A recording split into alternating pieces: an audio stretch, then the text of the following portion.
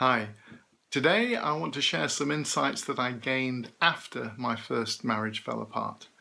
Now this is the 6th video in a short series in which I'm taking particular episodes, incidents from my own life and using them to illustrate what I've learnt and how I've achieved a point now where I feel quite abundant in terms of emotional health and well-being.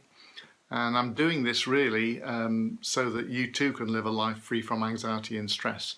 And in each video I'm picking a card from the anxiety freedom cards to illustrate my message. So first of all, I want to acknowledge some of the feedback I've been getting about these videos. I really appreciate everyone who's commented, liked or shared the videos. What I've learned is that several of you would like to see more stories, more case histories, more examples of how the cards are used with clients in the therapy setting. So I'm planning to cover this and share some of those stories in forthcoming live Q&A sessions. So please stay in contact if you don't want to miss out on seeing those. They'll be done live on Facebook, and the first one will be later this week, although I haven't chosen a time yet. So back to the card that I'm going to use today is card number 4.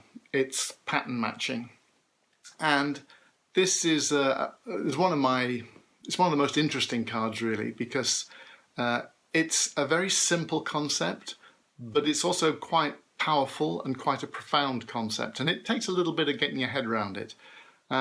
It's about how human brains make sense of the world. One way of looking at it is to say our brain is a pattern matching organ. We look for patterns. When we recognize something, we're matching to a pattern. Things are like other things. We understand something or get something when it feels familiar, and that means there's a pattern match to something we're already familiar with. And in practical terms, it means that the way we make sense of the world is often through metaphor, through story, through previous experience, through narrative. And pattern matching is really fundamental part of this process.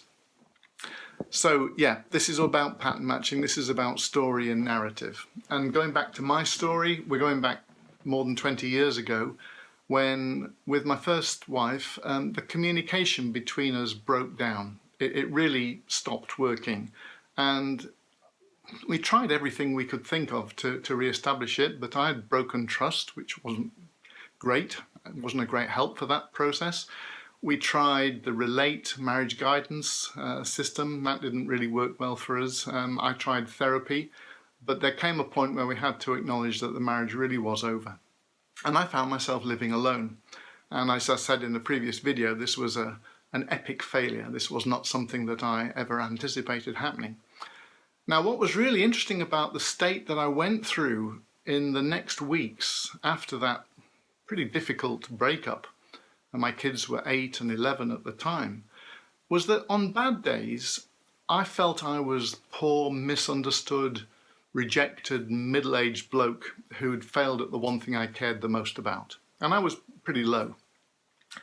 But there were also good days, and on good days, I felt like I was young, free and single, and I could explore the world and meet new people and kind of live the teenage years that I didn't really get a chance to live at the time because my wife and I got together really quite young. So it was quite confusing. Was I poor middle-aged rejected bloke, or was I young, free and single? It was also quite exhausting. And it puzzled me that I could be in such different places. And it wasn't until quite a lot later in life that I figured out how this works. And it came to me clearly through understanding polyvagal theory. Now, in polyvagal theory, we have 3 essential states that we transition between, and they're smooth transitions. And I'm just going to do this really quickly because if you're interested, read the book by Stephen Porges or by Deb Dana because they go into much more detail. But basically, when we're happy and we're in a social frame of mind and we are relaxed, we might be energetic one moment, there might be laughter, there might be food, there's a kind of a connected aspect to our being, we're social. We're in the ventral vagal state. That's the kind of the top of the ladder. When we're in fight and flight, we're in an active mode. Our sympathetic nervous system is fired up. We try and take action. We try and predict outcomes. We're busy, busy, busy. And we can maintain that for a while in order to get things done. And when we're in the dorsal vagal state, that's the state in which we give up, we close down, we withdraw from other people and from the world, we go into energy conservation mode, and it's like the freeze state, if you like. Now, what I realized is by studying this is that on a good day, I was in ventral vagal. I was young, free and single. I was ready to connect with people. I felt happy and confident about myself. On the days when I was struggling, I was in dorsal vagal mode. I was shut down and I was poor, misunderstood, rejected middle-aged bloke. Now, what's really important about understanding here is that state precedes story. Our body's state is determined by an unconscious process, by neuroception, by our perception of danger or otherwise. So when we feel that we're in danger, our body will go into either sympathetic nervous system arousal, where we get active and busy. In fight and flight, we set boundaries, we assert ourselves, we might become a little bit angry. And if that doesn't work, then we go into shutdown. Oh, I give up, can't be done with it, close down. That's the dorsal vagal setup. If you consider the phrase, I'm done, just those two words, I'm done, and you say it in, let's say, in dorsal vagal state. If you say, I'm done, it means I'm giving up, I'm fed up, I've tried everything, I'm done. It's got a very negative feel about it. When you're in the sympathetic state, that's the energized state, you go, I'm done. It's more assertive, it's more angry, it has a completely different feel about it. And in ventral vagal, you might say, I'm done, which means I'm finished the task, maybe there's agreement about it, there's an optimism about it. The state that we're in precedes the story that we tell ourselves to explain that state. So state precedes story. And the point about the pattern matching card is that story is the narrative. It's the way we explain the state that we're in. The past and the future don't really exist. Narrative is the connecting medium, if you like. It's the pattern that we're currently living. It's the story we're telling ourselves about where we're at and why we're there. First of all, what this means is that first of all, we have to control our state, our bodily state. We have to get into situations where we feel lit up, energized, friendly, happy and relaxed. And then once we've done that, we can choose the story that we choose to explain the situation that we're in.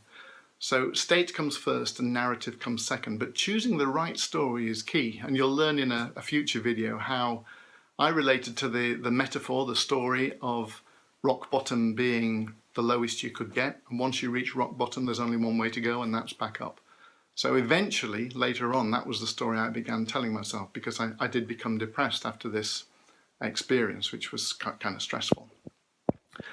Understanding our pattern matching brain makes it clear also why it's so important to use metaphor and story in the therapy that we do with our clients. Pattern matching is largely an unconscious process. So if you can establish a new pattern by introducing a story or a free reframe for your client, then you can get new behavior, new beliefs, new actions. So yeah, pattern matching, narrative, vital part of understanding ourselves and of helping our clients in therapy. Now, if you find this useful, please scroll down. Let me know where you're at regarding this kind of thing, this perception of narrative and pattern matching. I've talked about pattern matching. I've talked about the importance of recognizing the state of our autonomic nervous system and the power of narrative. And I've related that to one of these cards, the pattern matching card in the Anxiety Freedom Cards set. So yes, as I said, if you think this is making sense, please interact in some way. My work involves talking to a lot of people. They're usually struggling. They're usually stressed out. And I know that I've helped people by talking to them about these kind of things in the past. And if you interact with me, if you share or like this post or comment on it, it'll help me to reach more people. And that will mean I can help more people. So please let me know what you think. And whatever else you're doing, don't forget to keep breathing. Thank you.